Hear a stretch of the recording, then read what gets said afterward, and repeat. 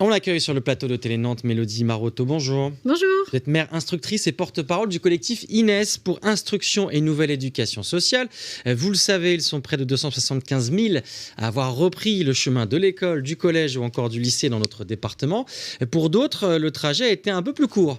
Environ 80 familles, 150 enfants font partie du collectif local S'instruire en Pays de la Loire et donc pratiquent ce qu'on appelle l'instruction en famille. Pour vous, Mélodie, votre fille de 5 ans, c'est la grande section, rentrée en grande section. C'est ça. Est-ce que vous avez également organisé une sorte de rentrée ce lundi ? Oui, les familles en instruction famille organisent tous les ans la non-rentrée ou rentrée solaire en fonction des familles qui l'organisent. Et ça permet en fait, ça fait partie en fait de notre calendrier civil, si je peux dire, sur tous les événements où on fait des très grosses rencontres et qui permet en fait... Donc c'est quoi cette non-rentrée ? C'est des grosses rencontres entre des grosses rencontres entre les familles, donc entre 70 familles, des fois 10 selon les endroits. Par exemple, il y en avait une lundi à Saint-Nazaire et une à Treillères. C'était des petits comités. Et là, le 7 septembre, il y en aura une à la Gaudinière à Nantes et qui regroupera certainement beaucoup plus de familles puisque Nantes est assez centrale. Donc voilà, on se regroupe tous les ans. Vous, pour votre fille de 5 ans qui aura 6 ans en janvier, ça entraîne un changement de rythme, cette rentrée ? Alors, plus ou moins, mais comme nous, on est plutôt dans des apprentissages autonomes et des apprentissages toute l'année, l'été, on continue à faire des choses. Mais effectivement, en tout cas pour ce qui me concerne, là, comme on passe en grande section, on rajoute d'autres choses qui sont à suivre dans le socle commun qu'on ne faisait pas l'année dernière. Et donc, j'adapte en fonction de ça. Et donc, il y aura peut-être un petit peu plus de cahiers d'écriture et des choses comme ça. C'est à son rythme, au rythme de l'enfant, en tout cas. Est-ce que vous ne craignez pas des difficultés ensuite justement à avoir des horaires pour les études, pour le travail? Est-ce que c'est une crainte pour vous pour l'avenir? Non, pas du tout, puisque notre organisation familiale est contrainte à des horaires. Les contraintes, elles ne sont pas que dans le travail et dans l'école, elles sont aussi dans notre quotidien. Quand on a des rendez-vous, on se lève. Elle a un petit frère, donc il y a aussi des horaires à respecter, aussi pour notre organisation familiale.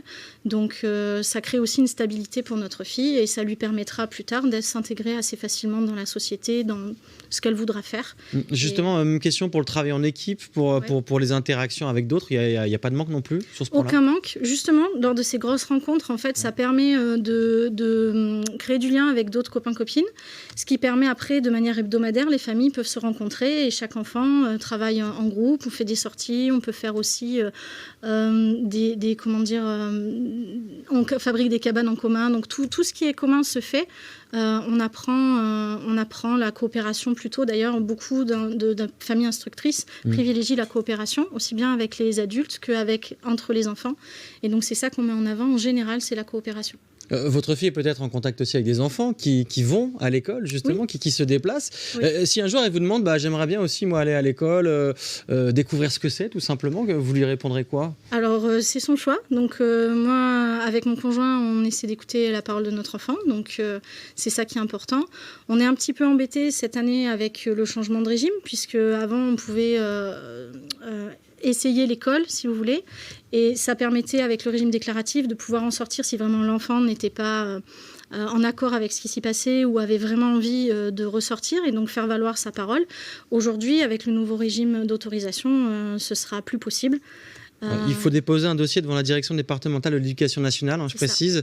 En cas de refus, on doit faire un recours administratif préalable obligatoire, ça s'appelle comme ça, puis une saisie du tribunal administratif en cas de seconde réponse négative. Justement, je rebondis là-dessus, il y a eu un rassemblement de familles qui font de l'instruction en famille, justement, du côté devant le rectorat cet été. C'est plus difficile en 2023 d'obtenir une autorisation? Alors en 2023, il y avait encore le régime transitoire de plein droit, donc une partie des familles, si leur contrôle était positif, pouvaient avoir accès à l'instruction aux familles de manière automatique.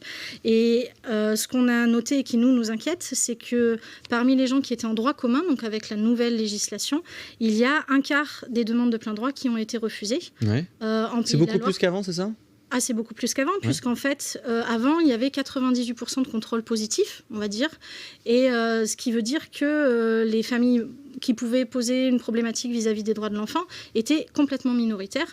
Aujourd'hui, un quart, c'est plus 2 ou 3% de familles. Donc, le dossier préalable, en fait, coupe à la hache, en fait, et ne permet pas aux parents de mettre en avant et de répondre aux besoins de leurs enfants. C'est quoi? C'est cette loi de 2021 là, sur les dérives sectaires et les séparatismes? C'est ça, c'est la loi séparatiste. Et nous, dans le collectif INES, on essaie de lutter et de sensibiliser les parlementaires de la NUPES pour pouvoir en fait abroger cet article et faire en sorte que la loi de 2019, qui déjà encadrait l'instruction famille avec des contrôles de mairie et des contrôles de l'éducation nationale, soit mise en place.